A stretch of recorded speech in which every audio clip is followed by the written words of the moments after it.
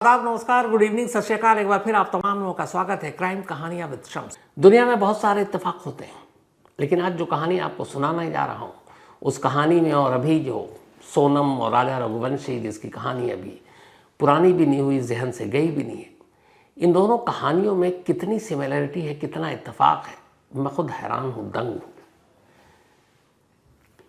इंदौर की सोनम और इंदौर का राजा रघुवंशी, बस यहाँ जगह अलग है। ये जगह है तेलंगाना का कुरनूल इलाका, और कुरनूल के ऐश्वर्या और तेजेश्वर। राजा रघुवंशी और सोनम का रिश्ता तय होता है इसी साल फरवरी में, और कुरनूल की ऐश्वर्या और तेजेश्वर का रिश्ता तय होता है इसी साल फरवरी में। राजा और सोनम की शादी तय होती है 11 मई के लिए।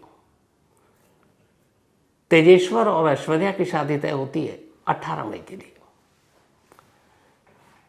राजा की लाश मिलती है 2 जून को और तेजेश्वर की लाश मिलती है 17 जून को। तो आप महीना देखें, तारीख देखें, शादी, रिश्ता, मौत, कितनी सारी सिमिलरिटी। और सबसे बड़ी वजह ये कि जो मोटिव है वो भी लगभग सेम। बीच बीच में और भी बहुत सारी चीज़ें हैं जो लगभग एकदम इत्तेफाक है कि एक ही जैसी है।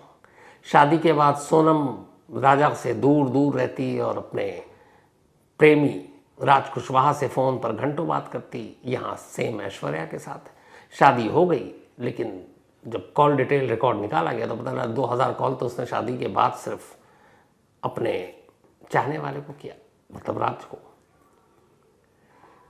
तो कितनी सिमिलरिटी। बस इस पूरी कहानी में सिर्फ एक फ़र्क है, वो आगे बताऊंगा।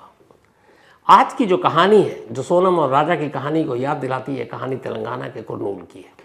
कुरनूल में एक नौजवान रहा करता जिसका नाम तेजेश्वर। तेजेश्वर एक सरकारी नौकर जो लैंड को नापते हैं, मापते हैं, उसके लिए काम किया करता था। शादी की उम्र हो गई, घर वालों ने रिश्ता देखना शुरू किया, और उसी कुरनूल में रहती थी ऐश्वर्या। ऐश्वर्या के माँ बाप भी रिश्ता देख रहे थे। इधर उधर गांव वालों और बिरादरी के जरिए दोनों परिवार एक साथ मिलते हैं और फिर रिश्ता तय होता है इसी साल फरवरी में। फरवरी में रिश्ता तय होता है। इसके बाद पंडित जी को कहा जाता है मुहूर्त निकालिए। अब मुहूर्त जो निकलता है वो है 18 मई का। अब सब कुछ शादी, सब कुछ फिक्स, लेकिन अचानक एक अजीब चीज़ होती है। 18 मई की शादी थी और 13 मई को ऐश्वर्या घर से गायब हो जाती है। पता ही नहीं चलता कि ऐश्वर्या कहाँ गई, और 5 दिन के बाद शादी है। अब घर वाले परेशान कि भाई ऐश्वर्या कहाँ गई। पूरे घर शादी का माहौल, तैयारी चल रही, रिश्तेदार आने शुरू हो गए और ऐश्वर्या का पता नहीं। अब गांव में बातें होने लगी कि ऐश्वर्या कहाँ गई, क्या शादी करना नहीं चाहती, उसके ज़िंदगी में कोई और है, क्या बात है, या कुछ दहेज का इशू है, शादी टूट गई है। जितनी मुँह उतनी बातें चल रही हैं और ऐश्वर्या का कुछ पता नहीं। घर वाले भी परेशान कि दुल्हन जो है वो गायब है। बात ससुराल तक पहुंची। अब ये हुआ क्या करें, कार्ड भी छप चुका है, शादी को पोस्टपोन करें, क्या करें। 13 मई को वो गायब थी। 13, 14, 15, 16 मई को अचानक ऐश्वर्या अपने घर पर टपक पड़ती है। जब वो आती है, घर वाले सांस देते हैं कि चलो बेटी लौट आई। मोहल्ले, घर वालों को, सबको, बाकी को पता चलता है। तो पूछताछ होती, भैया तुम कहाँ गए, क्या परेशानी थी। तब ऐश्वर्या अपने रिश्तेदारों को, पड़ोसियों को बताती है कि असल में मेरे माँ बाप परेशान थे और हमारी शादी जो हो रही थी जिस लड़के से, उन्होंने कुछ दहेज वहेज मांग ली। कहाँ इतना दहेज देते, इस वजह से मुझे लगा इस शादी को छोड़ दें, तोड़ दें, और मैं परेशान होकर चली गई। लेकिन फिर मैंने तेजेश्वर से बात की और सब कुछ ठीक हो गया। अब मैं शादी करूँगी। उधर लड़के वाले तक भी खबर थी, वो भी आए कि भाई दुल्हन लौट आई है। तो उन्होंने उससे ही पूछताछ की। तेजेश्वर और ऐश्वर्या की शादी से पहले मुलाकात हुई। उसने बोला कि भाई कोई प्रॉब्लम है तो अभी बता दो। उसने कहा नहीं, मुझसे गलती हो गई और मैं तुमसे ही शादी करूंगी और तुम्हारे साथ रहूंगी। तो अब दोनों तरफ से फिर से परिवार एक हो गए। 18 मई की शादी तय थी। 18 मई को शादी पूरी धूमधाम के साथ हुई। 18 मई को शादी हुई। अब विदा होकर ऐश्वर्या अपने ससुराल पहुंच गई, तेजेश्वर के पास। अब तेजेश्वर के पास पहुंचती है, फिर 1-2 दिन के लिए वापस लौटती है मायके, फिर चली जाती है ससुराल। लेकिन धीरे धीरे वक्त बीत रहा, तेजेश्वर को अपनी बीवी ऐश्वर्या की मतलब जो हाव भाव हैं बड़े अजीब लगते हैं। वो उससे बात नहीं करती, कतराती है, उससे दूर दूर रहती है और हर वक्त फ़ोन पर रहती है। तेजेश्वर को लगा ये क्या बात है। वो देखती दिन घंटों घंटों किसी से फ़ोन पर बात करती। तेजेश्वर ने अपने माँ बाप से भी शिकायत की। सेम राधा रघुवंशी ने भी की थी कि मुझसे बात नहीं करती, सोनम फ़ोन पर लगी रहती है। माँ बाप ने भी वैसे ही समझाया जैसे सोनम के केस में समझाया। नया नया माहौल है, नई जगह आई है, थोड़े दिन लगेंगे एडजस्ट होने में, तो बेटा कोई बात नहीं। तेजेश्वर भी सब्र करके रह गया, चलो धीरे धीरे बदलेगा तो ये भी बदल जाएगी। अब वक्त बीतने लगा, लेकिन ऐश्वर्या तेजेश्वर के करीब नहीं गई, बल्कि वो अपना वक्त फ़ोन के साथ ही बिताती रहती। 18 मई की शादी हुई, अब लगभग महीना होने वाला है। 17 जून की तारीख आ गई। अब 17 जून की जो तारीख आई, उससे पहले आपको याद है कि 2 जून के बाद 3 जून को पूरे देश में सोनम और राजा की कहानी फैल चुकी थी, क्योंकि राजा रघुवंशी की लाश मेघालय से बरामद हो चुकी थी और एक शादी के इतने कम वक्त के बाद एक दुल्हन ने अपने दूल्हे को मार डाला। ये खबर हर एक को बेचैन कर रहा था। तो ये खबर पूरे देश में थी, हर जगह मीडिया, सोशल मीडिया, साउथ में भी थी। तो ये उस वक्त की कहानी है जब राजा के कत्ल की कहानी और सोनम की बेवफाई की कहानी मीडिया, सोशल मीडिया में तैर रही है, अखबारों में हेडलाइन है। और सेम उसी वक्त ये दूसरी कहानी चल रही है ऐश्वर्या की और तेजेश्वर की। अब शादी को लगभग महीना होने वाला है, अभी भी ऐश्वर्या अपने पति तेजेश्वर के करीब नहीं गई, अभी भी वो बदली नहीं। पति परेशान, पता नहीं ऐश्वर्या को क्या हो गया, मेरे साथ खुश नहीं है। इसी दौरान 17 जून की तारीख आती है। 17 जून को तेजेश्वर के पास एक फ़ोन आता है। कहा जाता है कि एक ज़मीन की नपैया, यानी वही लैंड का वो करता था चूँकि, तो मापने के लिए आपको कहीं चलना है। कुछ लोग आते हैं एक गाड़ी लेकर। तेजेश्वर अक्सर ऐसे जाया करता था, वो उनके साथ बैठ जाता है, चला जाता है घर से निकल कर। ये बात है 17 जून की। उस दिन जो तेजेश्वर घर से गया उस गाड़ी में बैठकर, उसके बाद फिर घर नहीं लौटा। अब पूरा 17 जून बीत गया, घर वाले परेशान, कभी ऐसा हुआ नहीं। रात बीती, वो लौटा नहीं, मोबाइल बंद। इधर उधर परेशान होने के बाद 18 जून को तेजेश्वर के घर वाले पुलिस स्टेशन में जाते हैं कुरनूल में और अपने बेटे की गुमशुदगी की रिपोर्ट लिखा देते हैं। अब पुलिस रिपोर्ट लिखकर तफ्तीश कर रही है। इधर 17 जून की रात को ही कुरनूल से करीब 40 किलोमीटर दूर कुछ लोगों को एक सुनसान जगह पर एक लाश मिलती है। वो फ़ौरन नज़दीकी पुलिस को खबर करते हैं। लोकल पुलिस वहाँ पहुँचती है, लाश बरामद करती है और मोर्चरी में भेज देती है पोस्टमार्टम के लिए और केस दर्ज कर लेती है। क्योंकि लाश पे चाकुओं के निशान थे, तो उससे देखकर साफ लग रहा था कि कत्ल है। तब लाश को भेज दिया गया और लोकल पुलिस तफ्तीश कर रही है। इधर अगले दिन 18 तारीख को, 18 जून को तेजेश्वर के घर वाले पुलिस में कंप्लेंट लिखाते हैं। अब लिखने के बाद 18 जून को पुलिस आसपास के पुलिस स्टेशन से पता करती है कि कोई गुमशुदगी, कोई लाश, कोई ऐसी चीज़ मिली लावारिस। तभी वो उस पुलिस स्टेशन से जब वो पूछते हैं तो पता चलता है कि हाँ साहब, एक लाश मिली है कल। और पुलिस के कान खड़े होते हैं कि 17 जून को ही वो गायब हुआ, 17 जून को ही लाश मिली। पुलिस की टीम फ़ौरन उस थाने में पहुंचती है, फिर वहाँ से मोर्चरी में। जो हुलिया बताया था तेजेश्वर के घर वालों ने और जो कपड़े, इत्तेफाक से लाश ने वही कपड़े पहने थे। अब पुलिस की टीम फ़ौरन तेजेश्वर के घर वालों को बुलाती है। तेजेश्वर के घर वाले आते हैं, लाश देखते हैं और रोने लगते हैं, क्योंकि वो लाश तेजेश्वर की ही थी। अब एक मिसिंग रिपोर्ट एक मर्डर केस में तब्दील हो चुका था। अब पुलिस तफ्तीश करती है, पता करती है। चूँकि उसका काम ऐसा था ज़मीन मापने का सरकारी, तो कई लोग उसमें कहते थे थोड़ी बेईमानी करो, तो कई दुश्मन भी थे। घर वालों ने कहा कई बार इस तरह की चीज़ें हुई, धमकी हुई, लेकिन उनके बेटे को इसलिए कोई मारे समझ में नहीं आ रहा, लेकिन ये एक एंगल हो सकता है। अब पुलिस उस हिसाब से तफ्तीश करना शुरू करती है। इसी बीच में अब पुलिस तेजेश्वर के मोबाइल के कॉल डिटेल रिकॉर्ड निकालती है, पूरा छान लेती है, कुछ नहीं मिला।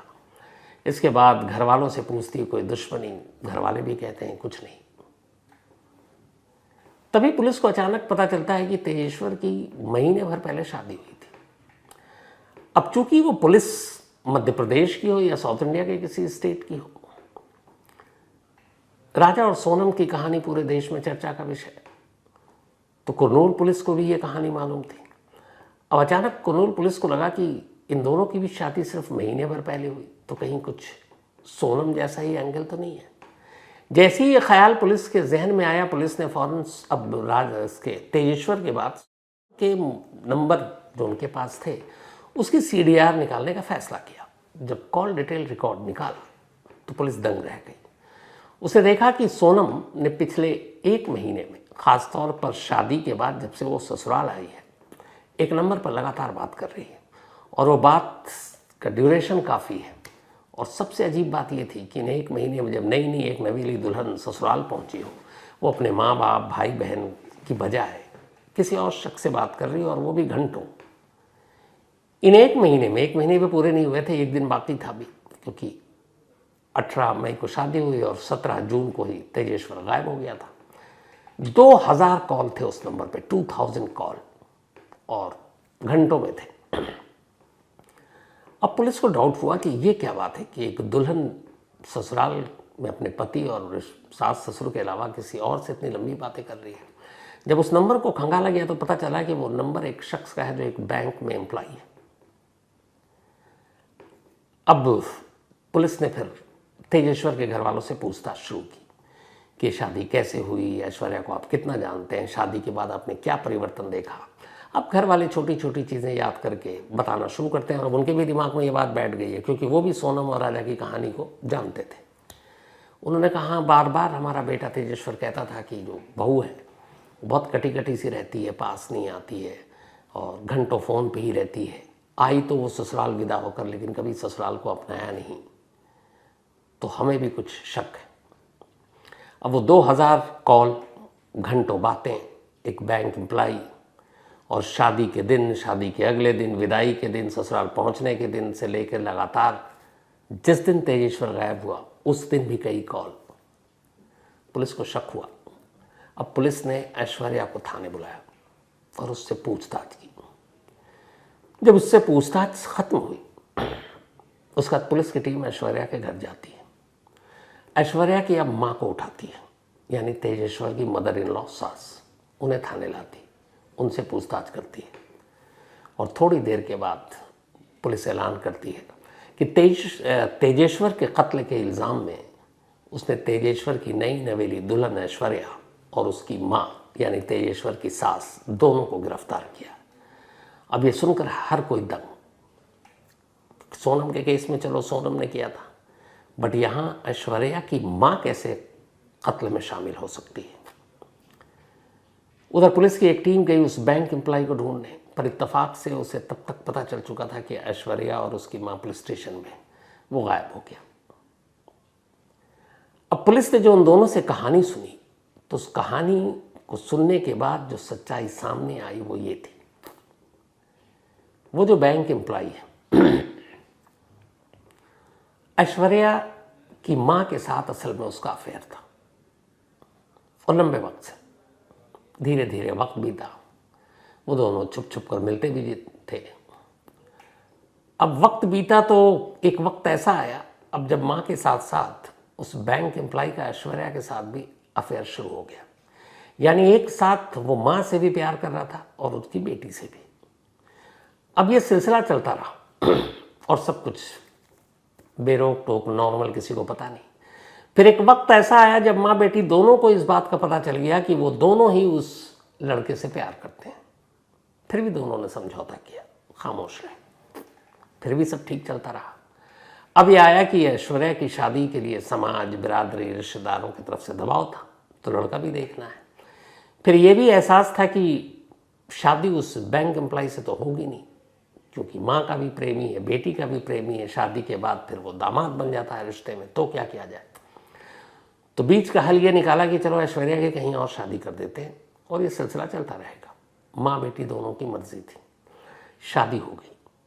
लेकिन शादी से ऐन पहले ऐश्वर्या जो 5 दिन के लिए भागी 13 मई को, उसका ये था कि वो शादी उसी से करेगी, बैंक एम्प्लॉय से। वो उसके पास पहुंची, उसने समझाया कि देखो मैं नहीं कर सकता, और तुम अगर शादी कर लेती हो तो वो आदमी ठीक ठाक है, पैसे वाला है, तो कल को उसके पैसे से भी हम लोग ऐश कर सकते हैं। तो तुम शादी करो और शादी के बाद हम लोग उसे मार देंगे। मारने के बाद तुम उसकी बेवा होने के नाते उसकी प्रॉपर्टी की वारिस होगी, जो कैश होंगे वो भी पैसे मिलेंगे, फिर हम लोगों की ज़िंदगी अच्छे से चलेगी। ऐश्वर्या को यह आइडिया पसंद आया, इसी के बाद वो घर लौट आई 16 मई को, शादी से 2 दिन पहले, और 18 मई को उसने शादी कर ली। अब शादी तो हो गई, लेकिन ऐश्वर्या को रहना नहीं था। उसने अपनी माँ से साफ साफ कहा। माँ ने कहा ठीक है। अब वो प्रेमी, जो माँ बेटी का एक ही प्रेमी, उसने माँ को भी यही समझाया। माँ ने कहा ये अच्छी बात है, तो उसको रास्ते से हटाते हैं, पैसे भी आ जाएंगे, और फिर उसके बाद समाज, सोसाइटी, रिश्तेदार ये सब दबाव भी नहीं डालेंगे ऐश्वर्या पर फिर कि फिर से शादी करो, क्योंकि वो तब तक विडो हो जाएगी। इसी प्लान के तहत माँ बेटी राजी, शादी हो गई। लेकिन ऐश्वर्या लगातार अपने प्रेमी के ही टच में, पति के करीब जाती नहीं। फिर तारीख आई 17 जून। 17 जून को प्लान हुआ। उस बैंक एम्प्लॉई ने ऐश्वर्या को फ़ोन किया कि आज सुपारी किलर के ज़रिए उससे मारना है। उसके बाद उसने अपने ड्राइवर को कुछ सुपारी किलर के साथ गाड़ी में भेजा ऐश्वर्या के घर कि एक ज़मीन की माप करनी है, नपाई करनी है। तेजेश्वर इस साजिश से अनजान उस गाड़ी में बैठ गया। वो लोग उसे ले गए। 40 किलोमीटर दूर एक सुनसान जगह पर ले जाकर उन्होंने गाड़ी के अंदर ही तेज धार चाकू से उस पर हमला किया। जैसे राजा रघुवंशी को तेज धार हथियार से मारा गया, लेकिन खाई के पास, इसे गाड़ी में। और जब उन्हें यकीन हो गया कि ये मर चुका है, तो रात के अंधेरे में एक सुनसान जगह पर उसकी बॉडी फेंक दी। फेंकने के बाद वो लोग वहाँ से निकल गए। अब इधर जब मौत की अगले दिन खबर आई, तो ऐश्वर्या की अपनी एक्टिंग शुरू। शादी के महीने भर, एक दिन बाकी था, महीने भर के अंदर विधवा हो गई। लोगों की हमदर्दी, घर वालों की हमदर्दी, और सभी अफसोस कर रहे हैं। लेकिन उस वक्त भी कई ऐसे लोग थे जिनके जहन में सोनम और राजा की कहानी चल रही थी, और उसमें एक पुलिस भी थी। और आखिरकार ये सच्चाई सामने आ गई। प्रेमी फरार है, पुलिस उसे पकड़ने के लिए कई जगह दबिश डाल रही है।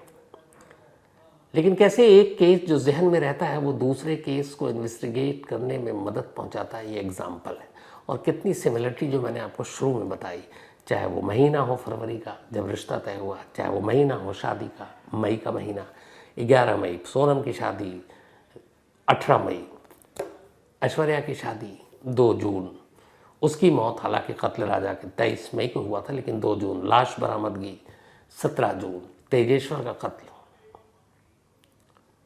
और सब कुछ इसी बीच में जब ये कहानियाँ चल रही हैं तो इंसान फिर वही वाली बात आ जाती है, घूम फिर कर क्या क्या सोचता है, कैसे बचना है, क्या करना है, शादी के बाद उसे मारना है, फिर उसकी दौलत पर ऐश करना है। लेकिन यहाँ रिश्तों का भी एक वो देखिए कि माँ बेटी को एक ही शख्स से प्यार, और दोनों उसी के साथ रहना चाहते हैं, और ज़माने को पता ना चले इसलिए बेटी की शादी भी करनी है, लेकिन शादी के बाद फिर पति का कत्ल कर वापस भी आना है, और इस रिश्ते को ज़माने से छुपा कर दोनों यूं ही आगे भी कायम रखना चाहते हैं। इसीलिए माँ बेटी दोनों को गिरफ्तार किया गया। यानी तेजेश्वर का कत्ल उसकी अपनी पत्नी और उसकी अपनी सास, इन दोनों ने मिलकर कराया। किससे? ऐश्वर्या और ऐश्वर्या की माँ के प्रेमी की मदद से। रिश्तों के इस जुर्म में कुछ भी हो सकता है, कभी भी हो सकता है, कहीं भी हो सकता है। इसीलिए हमेशा कहता हूँ जब भी इन चीज़ों के बारे में सुनिए, देखिए, सोचिए, फ़ौरन आँख बंद करके भरोसा मत कीजिए। अच्छी तरीके से ठोक पीट कर और तब भरोसा कीजिए। तो क्राइम कहानियाँ विश्वम्स में आज इतना ही।